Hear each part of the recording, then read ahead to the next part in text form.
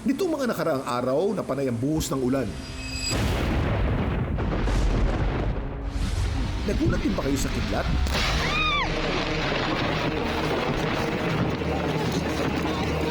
Oh my God!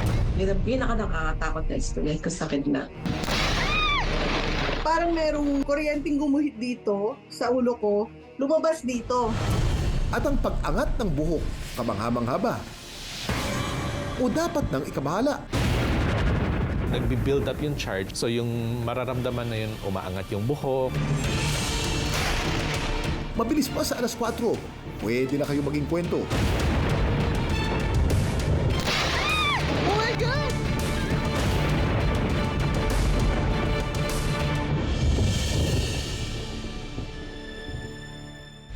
Pagkatapos gumuhit ng kidlat sa kalangitan, tiyak ng kasunod nito ang kulog. Sinasabing kada 5 segundo na pagitan na 1 kilometro ang layo ng kidlat. Kung mas maiksi ang pagitan, mas malapit ang kidlat kaya mas delikado. Dami mong alam, Kuya Kim! Ang isa pang senyales na malapit ng kumidlat, itong pagtaas ng buhok kapag nasa open space. Before tumalon yung kuryente, nag-charge muna. So nagkakaroon ng excess charges, yung lupa at saka yung ilalim ng clouds. So yung mararamdaman na yun, umaangat yung buhok or siguro may parang kahit yung buhok sa yung balahibo, aangat yan. Yun exactly yung kidlat. Gusto niyang tanggalin yung build-up of charges. So ayaw niya ng negative yung charge sa sahig at positive yung charge sa cloud. So ang ginagawa niya is pagdidikitin niya ng kuryente para maging pare-pareho yung charges.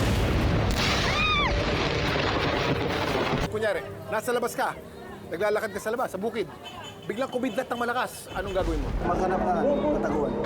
Kung saan yung medyo safety ka. Safety. Alam niyo ba na pagka kumikidlat, ang pinaka-safe na lugar ay sa loob ng bahay? Huwag na huwag ka magtatago sa ilalim ng puno. Pag nagtago ka sa ilalim ng puno, meron tayong tinatawag na side flash. Pag kidlat, tatamaan yung puno, at ang susunod na tatamaan ay ikaw. Sapul ka rin. Dami mo alam, Kuya Kim. Pero paano kung walang masisilungan? Yan ang naranasan ng ilang mga kapuso nung nakaraang buwan sa San Antonio, Zambales. Marahil, normal na araw lang ang June 21, 2025 para sa iba sa atin.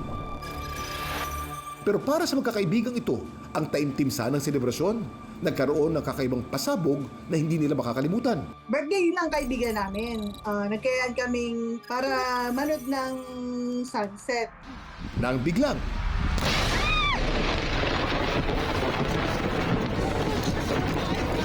Oh my God!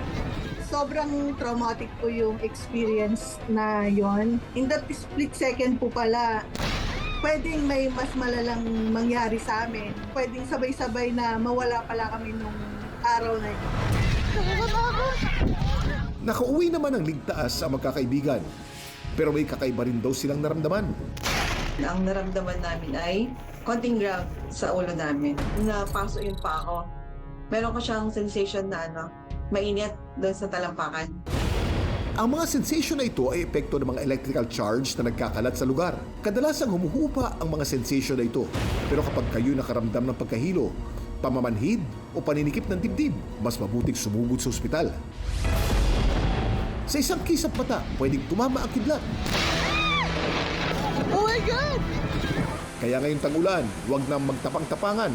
Sumilong na o magtago para maging ligtas at hindi maging kwento. Dami mong alam, Kuya Kim.